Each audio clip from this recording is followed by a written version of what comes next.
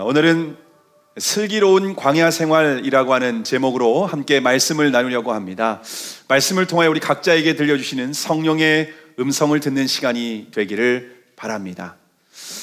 여러분, 우리의 인생을 흔히 광야와 같다라고 비유하지 않습니까? 제가 이스라엘에 있을 때 광야를 한번 경험한 적이 있는데요.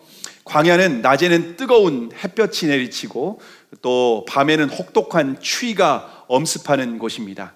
또한 광야는 기본적으로 우리가 우리 생명에 꼭 필요한 물과 양식도 쉽게 구할 수 없는 곳이 바로 광야입니다. 뿐만 아니라 광야는 곳곳에 뱀과 전갈의 위협을 받게 되어서 우리 생명이 위협을 받는 곳이 바로 광야입니다. 자, 그런데 여러분, 이 광야는 사람이 살 수 없는 장소인데 하나님께서 이스라엘 백성들을 구원하신 후에 어디로 인도하셨는지 아십니까?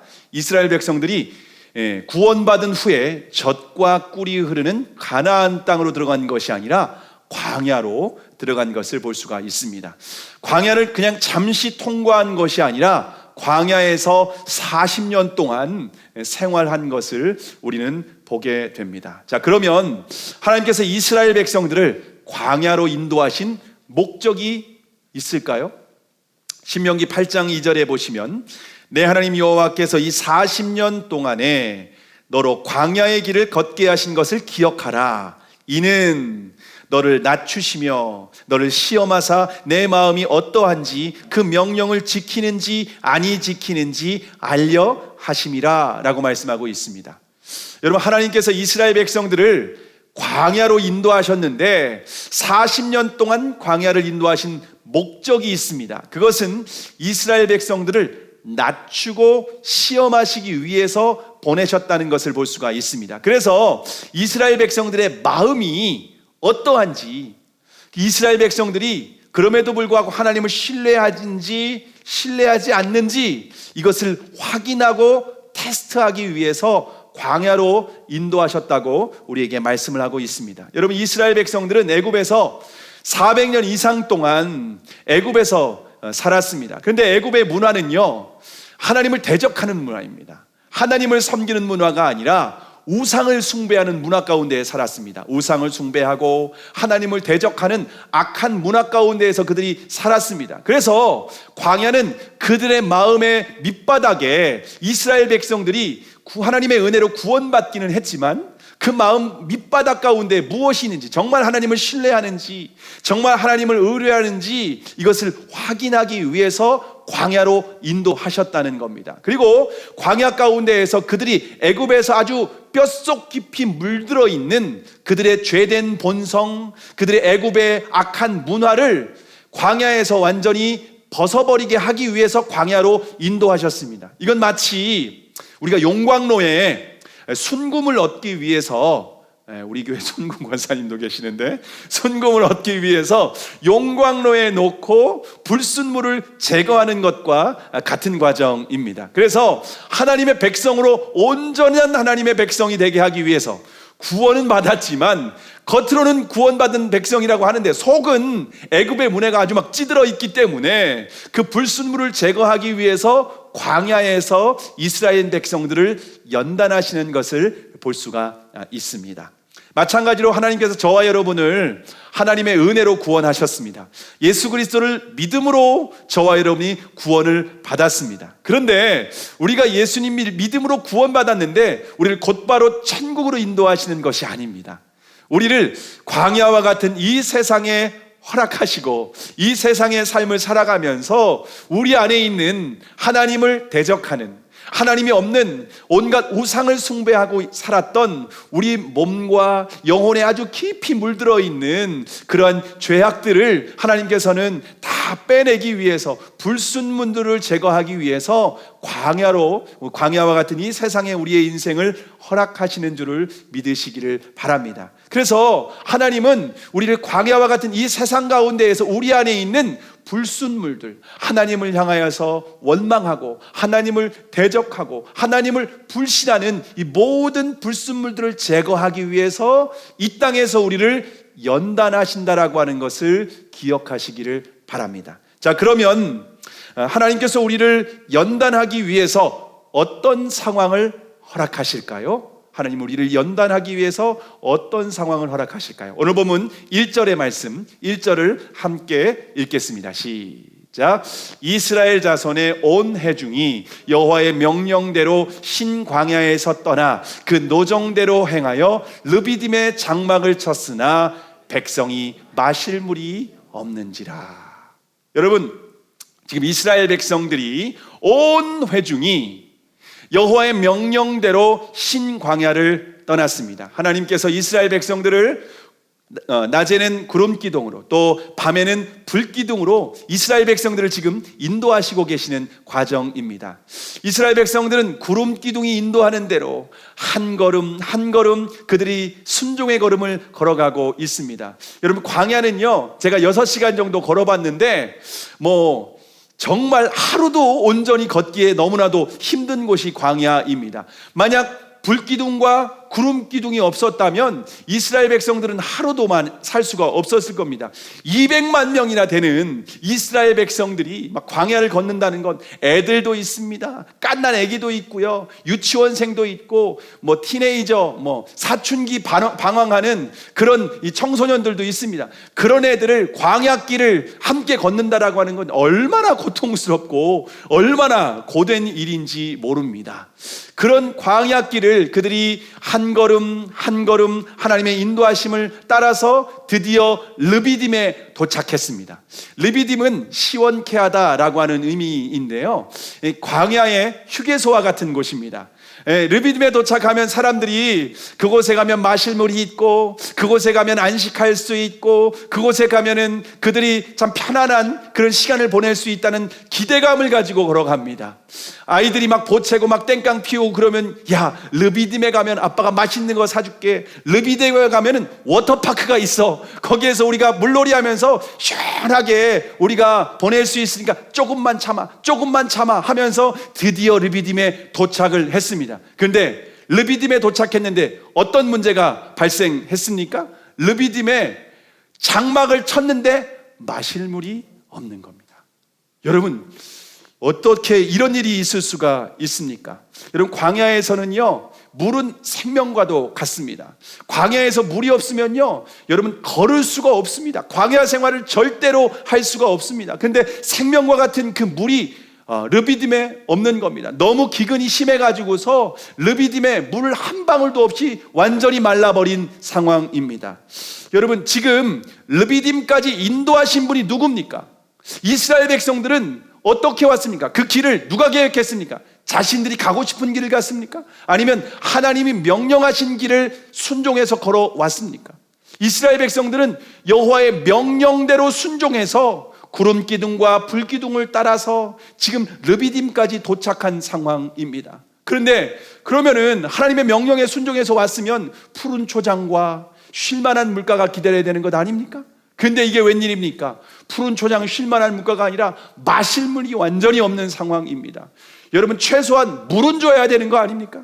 어떻게 하나님을 따라갔는데, 어떻게 하나님의 명령에 순종했는데, 어떻게 하나님의 백성이라고 하는데 이런 일이 있을 수가 있습니까? 여러분, 저와 여러분의 삶 가운데에도 이런 일이 발생하지 않습니까? 우리가 하나님의 명령에 순종했습니다. 하나님께서 나의 삶을 성령으로 인도하여 주셔서 순종해서 걸어왔습니다. 그런데 문제가 해결되는 것이 아니라, 형통한 길이 열리는 것이 아니라 오히려 고난이 닥칩니다. 오히려 물이 떨어져 버립니다. 오히려 위기가 닥칩니다. 오히려 문제가 발생해서 정말 숨도 제대로 쉴 수 없을 것 같은 그런 위기 상황을 만날 때가 있지 않습니까? 여러분, 그럴 때 저와 여러분이 어떻게 하나님의 뜻을 이해할 수 있을까요? 여러분, 우리가 그때 먼저 생각해야 될 것은 하나님이 르비딤에 물이 없다는 것을 아셨을까요? 모르셨을까요? 르비딤에 도착했더니 아이쿠야, 야 물이 떨어졌다. 야 나도 몰랐다. 야, 여기는 물이 있을 줄 알았는데 이 르비딤마저 물이 없다는 것. 야 아이쿠야, 나도 몰랐다. 미안하다. 야 이 산이 아닌 게벼 하고 다른 데로 옮긴다면은 여러분, 그런 하나님 믿고 우리가 어떻게 따라갈 수 있겠습니까? 하나님은, 저와 여러분이 믿는 하나님은 전지전능하신 하나님이십니다.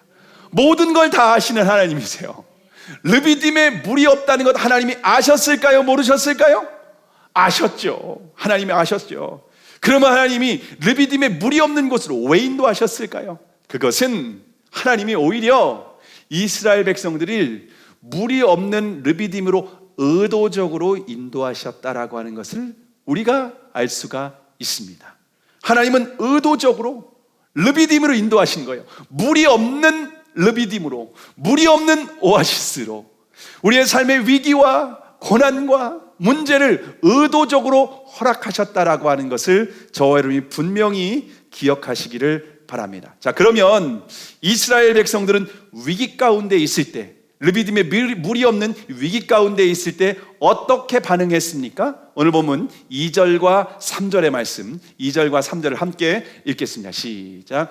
백성이 모세와 다투어 가로되 우리에게 물을 주어 마시게 하라. 모세가 그들에게 이르되 너희가 어찌하여 나와 다투느냐? 너희가 어찌하여 여호와를 시험하느냐? 거기서 백성이 물에 가라매 그들이 모세를 대하여 원망하여 가로되 당신이 어찌하여 우리를 애굽에서 인도하여 내어서 우리와 우리 자녀와 우리 생축으로 목말라 죽게 하느냐. 자, 물이 없을 때 이스라엘 백성들은 어떻게 반응합니까? 모세와 다투고 원망했다라고 기록을 하고 있습니다. 우리에게 당장 물 내놔라. 우리 광야에서 죽이려고 이렇게 애굽에서 인도했냐? 우리 처자식 죽이려고 완전히 망하는 꼴 보려고 여기로 이렇게 인도한 거냐?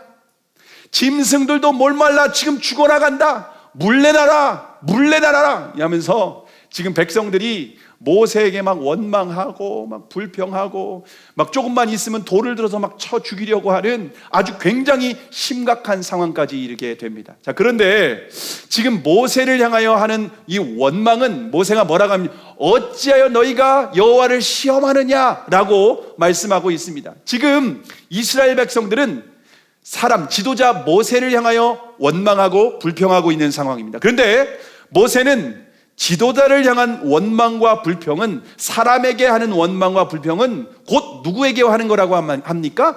여호와 하나님을 향한 원망이라는 겁니다. 지금 하나님과 다투고 있는 거라는 겁니다. 심지어 하나님을 너희가 시험하고 있는 거다, 이렇게까지 말씀하고 있는 것을 볼 수가 있습니다. 여기서 그럼 구체적으로 이스라엘 백성들이 하나님을 시험했다는 것은 어떤 의미일까요? 7절에 보시면 그가 그곳 이름을 마사라 또는 무리바라 불렀으니 이는 이스라엘 자손이 다투었으며 또는 그들이 여호와를 시험하여 이르기를 여호와께서 우리 중에 계신가 아닌가 하였음이더라.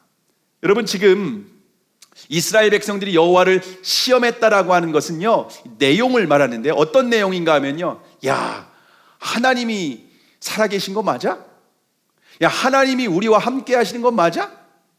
야, 하나님이 나를 사랑하신다고? 하나님이 우리를 인도하셨는데 지금 이 상황을 만들었다고? 이건 말도 안 돼. 야, 이런 하나님 어떻게 믿어? 야, 하나님 우리 골탕 먹이려고 여기 데려온 거 아니야? 야, 진짜 하나님이라는 분 진짜 믿을 수 없다. 여러분, 하나님을 시험했다라고 하는 말은, 하나님을 테스트했다라고 하는 것은 하나님을 믿을 수 없다는 겁니다. 하나님이 내 상황 가운데 허락하신 것을 내가 받아들일 수 없다라고 하는 것이 바로 하나님을 시험했다는 겁니다. 그래서 여기를 뭐라고 합니까? 마사, 무리바라고 했는데, 마사라고 하는 말은 시험이라고 하는 말이고 무리바라고 하는 말은 다툼이라고 하는 말입니다. 그래서 이곳 이름을 모세가 무리바, 마사라고 할 정도로 그들이 하나님을 신뢰하지 못하고 불평하고 원망했던 장사가 바로 무리바라고 하는 것입니다. 여러분, 그런데 이스라엘 백성들이 이 르비딤에서만 하나님을 원망하고 불평했을까요? 그렇지 않습니다. 여러분, 마라에 도착했을 때 그들이 앞에 물을 마실 물이 있는 게 아니라 쓴 물이 기다리고 있었습니다.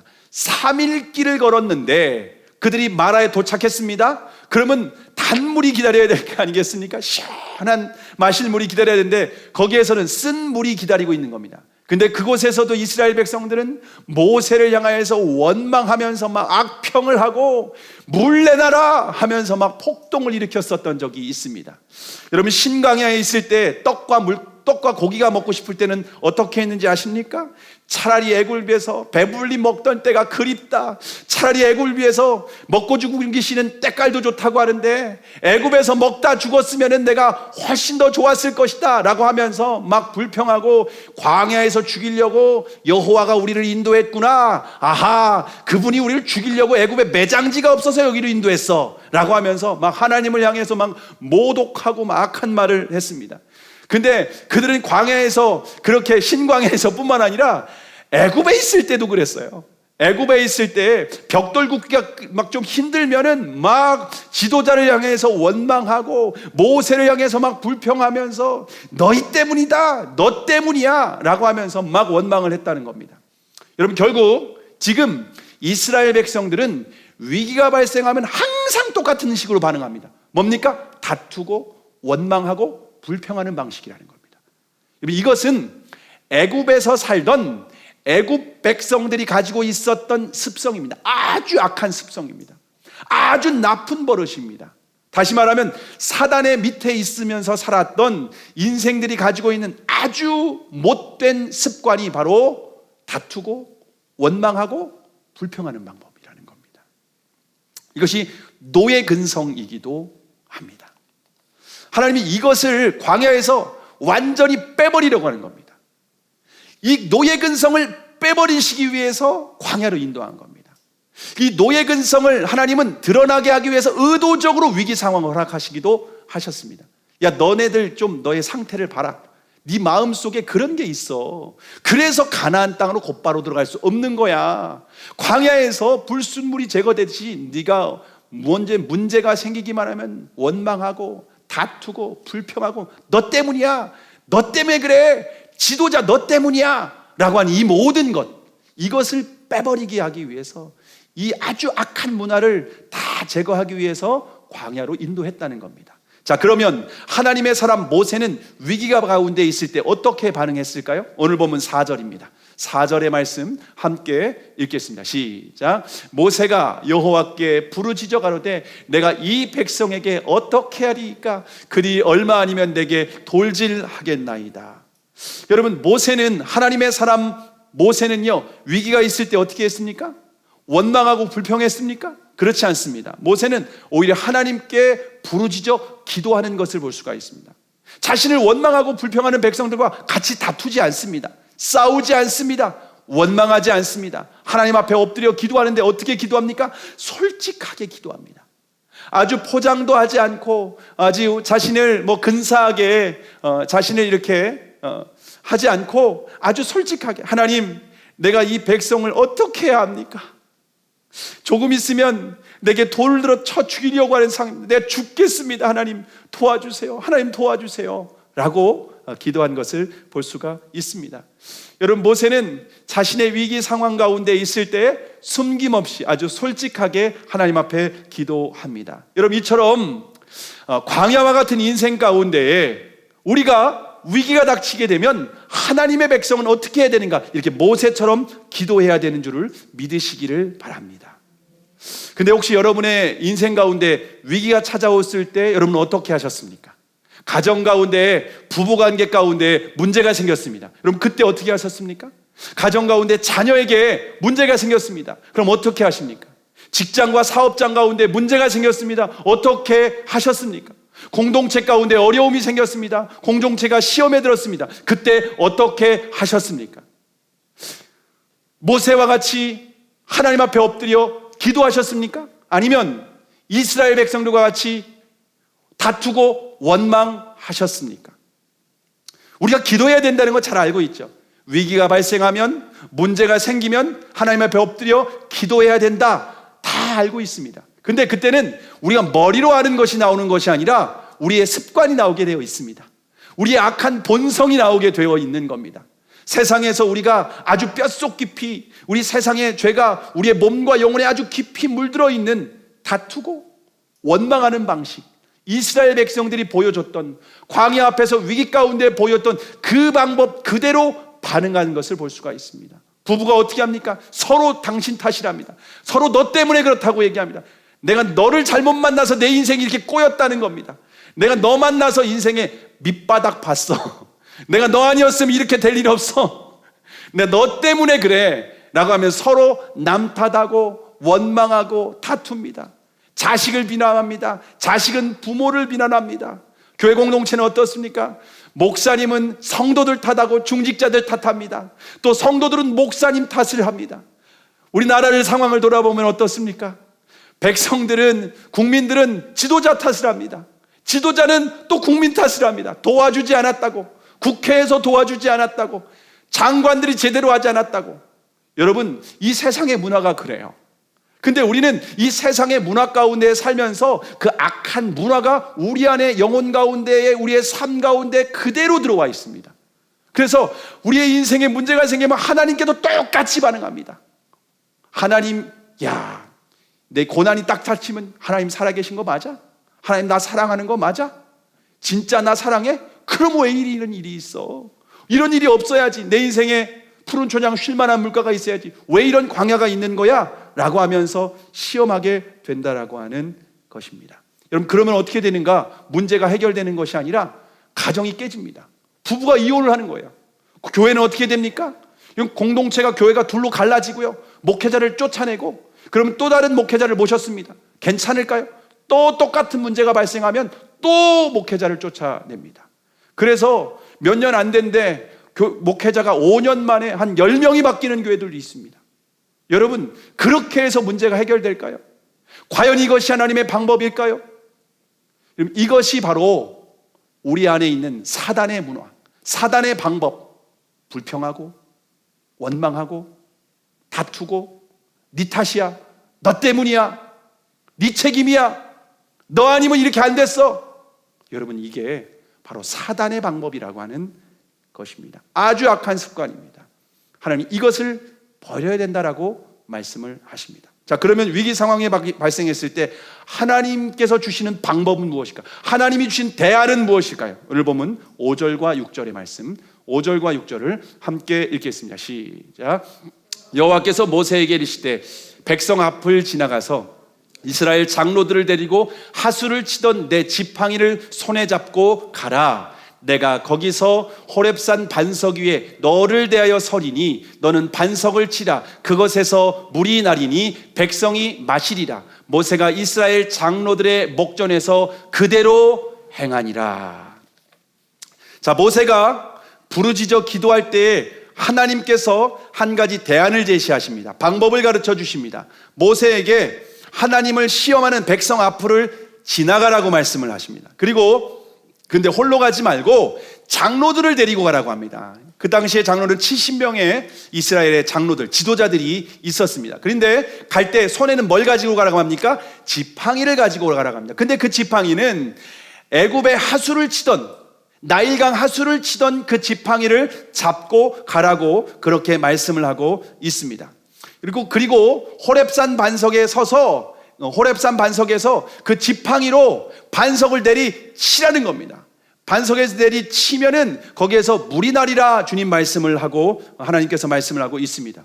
여러분, 하나님께서 모세에게 굉장히 황당한 명령을 하지 않습니까? 여러분, 지금 마실 물이 없습니다. 그러면 어떻게 하는 게 더 현명한 방법이니까 삽을 가져와라. 삽이 없으면 꽹이라도 가지고 가고 홈이라도 가지고 와라. 그렇게 해서 땅을 팔아. 물이 나올 때까지 팔아. 생수가 나올 때까지 팔아. 여러분, 이게야 합리적이지 않습니까? 그런데 지금 하나님은 아주 상식적이고 합리적인 방법이 아니라 반석을 가지고, 지팡이를 가지고 반석을 그냥 내리치라는 겁니다. 여러분, 이 하나님의 말씀, 하나님의 명령에 순종한다는 것 결코 쉽지 않습니다. 그런데 어떻게 했습니까? 모세가 어떻게 했습니까? 장로들의 목전에서, 이스라엘 장로들의 목전에 그대로 행했다는 겁니다. 지팡이로 반석을 내리쳤다는 겁니다. 나무 지팡이로 돌을 내리친 겁니다. 그러면 지팡이가 똑 부러져야 되는데 오히려 반석이 쪼개지고 거기에서 생수가 나오게 됐다고 말씀을 하고 있습니다. 시편 78편 15절에서 17절에 보시면 광야에서 반석을 쪼개시고 깊은 수원에서 나는 것 같이 저에게 물을 흡족히 마시우셨으며 또 반석에서 시내를 내사 물이 강같이 흐르게 하셨으나 라고 기록을 하고 있습니다. 이스라엘 백성들에게 하나님은 반석이 쪼개지면서 거기에서 막 물이 흘러나왔는데 그 물이 강물이 되어서 200만 명이나 되는 이스라엘 백성들이 아주 흡족하게, 아주 만족하게, 부족함 없이 마실 수 있게 하셨다라고 성경 우리에게 가르쳐주고 있습니다. 자, 그런데 여러분, 우리가 6절에 보시면요, 굉장히 우리가 좀 집중해서 봐야 될 성경 구절이 있습니다. 거기 보시면 이렇게 말씀합니다. 내가 거기서 호렙산 반석 위에 너를 대하여 서리니 너는 반석을 치라 라고 말씀을 하고 있습니다. 여러분, 이게 무슨 말입니까? 지금 모세가 지팡이를 가지고 반석을 내리쳤는데 하나님은 영이시니까 보이지는 않습니다. 그냥 겉으로 볼 때는 반석을 내리쳤습니다. 그런데 그 반석 위에 누가 서 계시겠다라고 말씀을 하십니까? 하나님이 서 계시겠다라는 겁니다. 지금 이 반석 위에, 모세가 내리치는 반석 위에 하나님이 서 계시고 모세는 하나님을 내리친 겁니다. 다시 말하면 모세가 가지고 있는 이 지팡이는 심판의 지팡이라고 말씀을 드렸습니다. 근데 불평하고 원망하는 백성들을 내리친 것이 아니라 하나님을 내리친 것을 볼 수가 있습니다. 지팡이로 하나님을 내리쳤을 때에 결국 반석이 쪼개지면서 생수가 그곳에서 흘러나오게 되었고 그 생수로 인하여서 모든 백성들이 먹고 흡족하게 만족할 수 있을 만큼의 그 생수가 흘러나왔다라고 기록을 하고 있습니다. 결국 죄 없으신 주님께서, 하나님께서 백성들의 죄를 담당하시고 대신 심판을 받으셨다라고 하는 것을 우리에게 보여주고 있습니다. 여러분, 이것이 바로 하나님의 방법입니다. 자, 그런데 이 모세가 내리친 반석은 영적으로 어떤 의미가 있을까요? 고린도서 10장 1절에서 4절에 보시면 형제들아 너희가 알지 못하기를 내가 원치 아니하노니 우리 조상들이 다 구름 아래 있고 바다 가운데로 지나며 모세에게 속하여 다 구름과 바다에서 침례를 받고 다 같은 신령한 음식을 먹었으며 다 같은 신령한 음료를 마셨으니 이는 저희를 따르는 신령한 반석으로부터 마셨음에 그 반석은 곧 그리스도시라.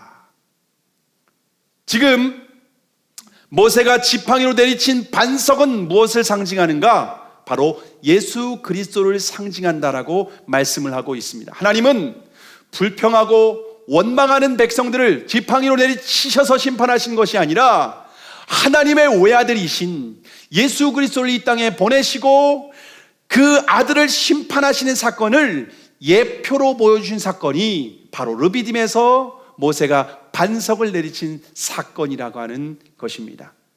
하나님께서 인류 역사의 한복판에서 우리 백성들의 모든 죄를, 하나님을 대적하고 우상을 숭배하는 이 죄를 담당하게 하기 위해서 예수 그리스도를 십자가에 못 박고 하나님께서 심판하셨습니다.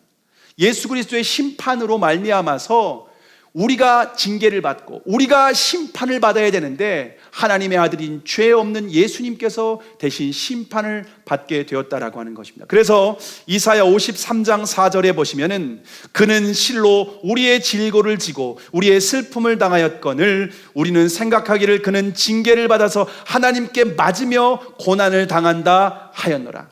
여러분, 예수 그리스도는 우리를 대신해서 슬픔을 당했습니다. 징벌을 받았습니다. 하나님께 대신 맞으며 고난을 받았습니다. 그런데 여기에서 하나님께 맞으며 라고 하는 단어가 나카라고 하는 단어입니다. 히브리어 나카라고 하는 단어인데 이 맞으며 라고 하는 단어와 오늘 여기에서 너는 반석을 치라 라고 하는 단어가 똑같습니다.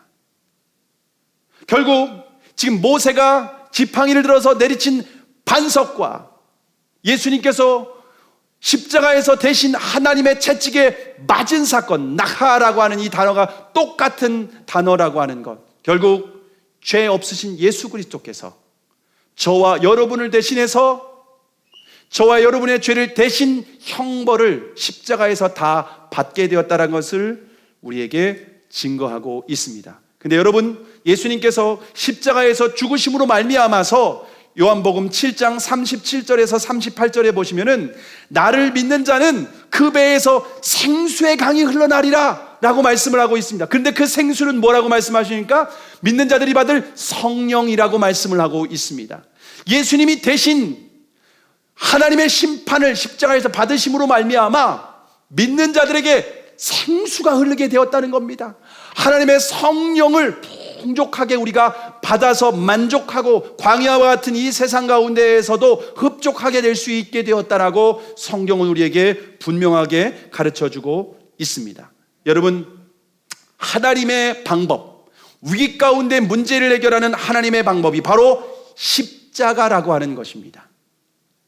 여러분, 위기 가운데 있을 때 우리가 그래서 어떻게 해야 됩니까? 위기 가운데 있을 때 우리가 불평하는 것이 아니라 기도를 해야 됩니다. 근데 기도하는 사람에게 하나님께서 뭘 가르쳐 주십니까? 하나님께서 말씀하십니다. 뭘 말씀하십니까? 내가 감당해야 될 십자가가 무엇인지 가르쳐 주십니다. 누가 옳고 그름을 판단하는 걸 가르쳐 주는 게 아닙니다. 주님은 내가 감당해야 될 십자가가 무엇인지 가르쳐 주십니다. 지도자들이 감당해야 될 것이 무엇인지 가르쳐 주십니다. 부모님들이 가정에서 감당해야 될 것이 무엇인지 가르쳐 주십니다. 직장 가운데, 회사 가운데 리더십들이 감당해야 될 십자가가 무엇인지 가르쳐 주는 겁니다. 국가의 지도력이 감당해야 될 십자가가 무엇인지 가르쳐 주는 겁니다. 그러면 지도력은, 가정의 부모는, 공동체의 리더는 주님께서 가르쳐 준 십자가를 묵묵히 감당하는 겁니다. 자기를 부인하고 자기 십자가를 질 때에 주님께서 그곳에서 생수가 흐르게 하십니다. 그 가정에서 생수가 흐르게 하십니다. 교회 공동체 가운데 생수가 흐르게 하십니다. 직장 가운데 생수가 흐르게 하신다라고 하는 겁니다. 여러분, 이게 하나님의 방법이라고 하는 것입니다. 하나님의 생수가 흘러갈 때 사람들이 먹고 마시게 되고 살아나게 되고 생명을 얻게 되고 부흥케 되고 하나님의 기적이 일어나는 놀라운 능력이 나타나게 되는 줄을 믿으시기를 바랍니다. 여러분, 요즘 코로나가 장기화되면서 가정에서 그 어머님들이 얼마나 많이 고생을 하십니까? 우리 교회에서도 자녀는 다 키웠지만 또 아이들을 돌보는 일을 또 하고 계신 분이 계신데요. 코로나가 장기화되다 보니까 아이들이 집에서 비대면 수업을 하고 그러다 보니까 집에서 삼시세끼를 다 해줘야 되고 또 애들을 다 돌봐야 되다 보니까 부모님들의 스트레스가 참 많이 심각한 상황입니다. 제 아내도 가정에서는 아이들의 엄마로서 아이들을 이렇게 돌보고 또 삼시세끼를 다 챙기고 또 교회에서는 또 중보 기도자로서 이렇게 사명을 감당하다 보니까 이 코로나가 장기화되다 보니까 어느 날 이렇게 육체적으로 번아웃이 온 것 같습니다.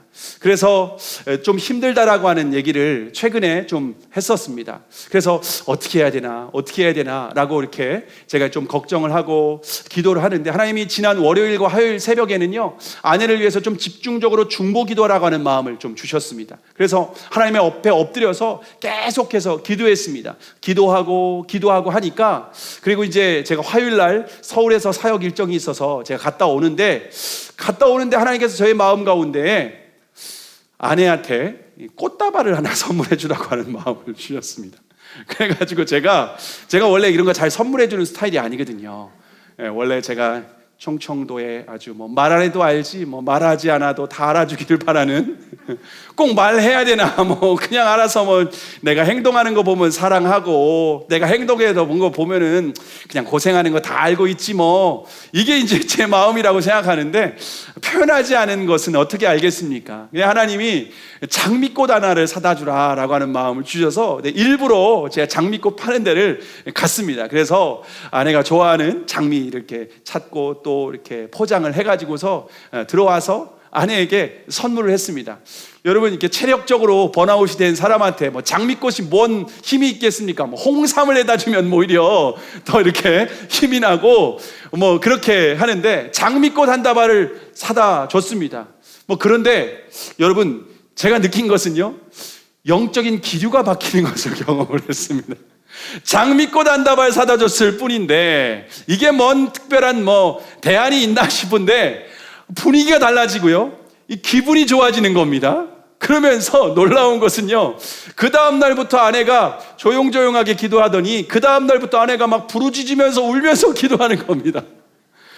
여러분, 장미꽃 한 다발 사다 줬는데 영적인 기류가 바뀌고 아내가 그때부터 몸과 마음이 회복되면서 뭔가 이렇게 더 하나님 앞에 중보기도의 사명을 감당하면서 또 이렇게 행복해지는 것을 제가 경험을 했습니다.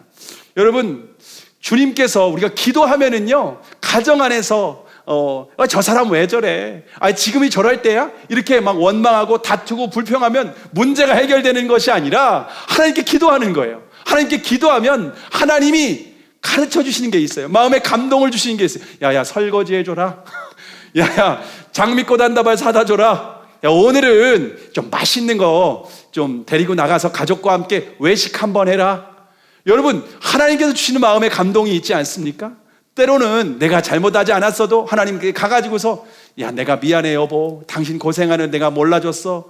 여러분, 이렇게 한마디 하면은 하나님께서 주시는, 내가 십자가를 지고 감당해야 될 몫이 있으면 순종해 보시기 바랍니다. 가정에 생수가 흐르게 됩니다.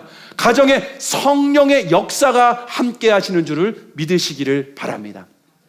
우리가 교회를 개척할 때에도 동일한 경험을 했습니다. 하나님의 인도하심을 받아서 남양이 우리가 개척할 곳이다라고 하는 응답을 받았습니다. 남양의 개척지로 딱 응답을 받고 전셋집까지 우리 전수사님과 제가 다 이렇게 전셋집을 다 얻었습니다. 이제는 그 인테리어를 하고 들어갈 날만 기다리고 있었는데 갑자기 건물에 들어올 수 없다는 그런 통보를 받게 되었습니다. 여러분, 제가 남양이라고 하는 개척지를 선정한 거 제가 하지 않았습니다. 하나님이 응답해 주셨습니다. 집을 구할 때도 하나님께서 예비해 주신 곳으로 제가 들어갔습니다. 그런데 갑자기 길이 막힌 거예요. 물이 떨어진 거예요. 마실 물이 없는 위기 상황이 발생하게 된 겁니다. 그때 그런데 어떻게 했는지 아십니까? 우리 공동체가 원망하고 불평하지 않았습니다. 오히려 하나님 앞에 무릎 꿇고 기도했습니다. 근데 무릎 꿇고 기도했는데 하나님이 주신 응답은 뭐였는지 아십니까? 기다려라. 여러분, 지금 당장 개척을 해가지고서 빨리 인테리어를 하고 예배를 시작해야 되는데 하나님의 응답은 뭐였습니까? 기다리라는 겁니다. 그래서 경기유치원에서 우리가 6개월 동안 예배를 드리지 않았습니까? 그런데 하나님께서 기다려라고 하는 응답 가운데 모든 성도들이 다 함께 기다려줬습니다. 유치원에서 1년 예배 드리라면 예배 드리지요. 우리는 하나님이 인도하시는 대로 순종하겠습니다. 성도들이 다 그랬어요. 목사님, 건물 알아봐야죠. 뭐 하는 거예요? 목사님, 지금 부동산 알아봐야지. 지금 뭐 하는 겁니다.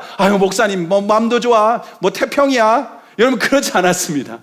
다 기다리면서 기도했을 때 하나님은 놀라운 기적으로 함께 해주셔서 우리를 이곳으로 인도해 주신 줄을 믿으시기를 바랍니다. 위기 가운데 있을 때 우리가 감당해야 될 것이 무엇인가 하면은, 여러분, 이스라엘 백성들과 같이 다투고 원망하면 절대로 합니다. 그건 사단의 방법입니다. 다투고 원망하면 함께 죽자는 겁니다. 살리는 길이 아닙니다. 우리 더 살리는 교회지 않습니까? 살리는 길은 무엇인가 하면은 십자가를 지는 겁니다. 내가 감당해야 될 십자가, 주님 앞에 엎드리고 기도하는 겁니다. 여러분, 엎드리고 기도할 때에 하나님께서 우리에게 말씀해 주신 대로 순종하는 겁니다. 그래서 제가 이런 말을 만들었습니다.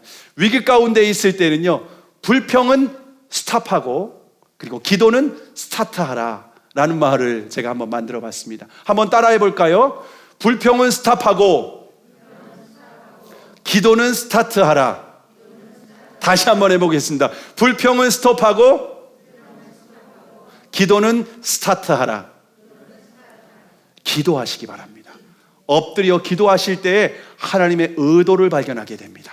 그리고 하나님께서 말씀하신 대로 순종할 때에 가정 가운데에서 생수가 흐르게 될 것입니다. 우리 공동체 가운데 성령의 역사가 있을 것입니다. 여러분이 속한 가정과 직장, 이 세상 가운데에서 여러분을 통하여 생수가 흐르고 성령의 강력한 역사가 함께하게 되는 줄을 믿으시기를 바랍니다. 영적인 기류가 바뀌게 될 것입니다. 반석에서 물이 흘러나오는 생수가 공급될 것입니다. 여러분, 이것이 바로 슬기로운 광야 생활을 하게 되는 하나님의 지혜이고 하나님의 방법인 줄을 믿으시기를 바랍니다. 저 여러분이 위기 가운데 있을 때 불평은 스톱하시고 기도를 스타트하시면 주님께서 우리에게 말씀하십니다. 그 음성에 순종하여 광야를 천국과 같은 기적의 공간으로 만드는 저와 여러분의 인생이 되기를 주님의 이름으로 축복합니다. 기도하시겠습니다.